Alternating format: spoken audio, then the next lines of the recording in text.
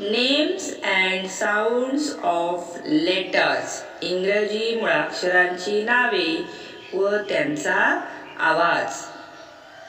अक्षराचं नाव आहे एचा आवाज होतो ॲ. अक्षराचं नाव आहे बीचा आवाज होतो ब. अक्षराचं नाव आहे सीचा आवाज होतो क. अक्षराचं नाव आहे डीचा आवाज होतो ड. अक्षराचं नाव आहे ईचा आवाज होतो ए.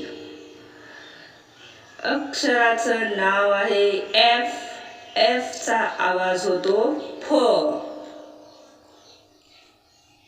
अक्षराचं नाव आहे जीचा आवाज होतो ग.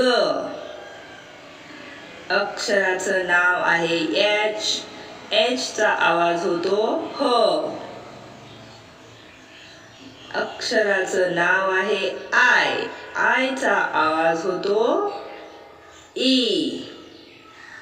अक्षराचं नाव आहे जेचा आवाज होतो ज. अक्षराचं नाव आहे केचा आवाज होतो क. अक्षराचं नाव आहे एलचा आवाज होतो ल. अक्षराचं नाव आहे एमचा आवाज होतो म. अक्षराचं नाव आहे एनचा आवाज होतो न. अक्षराचं नाव आहे ओचा आवाज होतो अ. अक्षराचं नाव आहे पीचा आवाज होतो प. अक्षराचं नाव आहे क्यूचा आवाज होतो क्व. अक्षराचं नाव आहे आरचा आवाज होतो र. अक्षराचं नाव आहे एसचा आवाज होतो स. अक्षराचं नाव आहे टीचा आवाज होतो ट.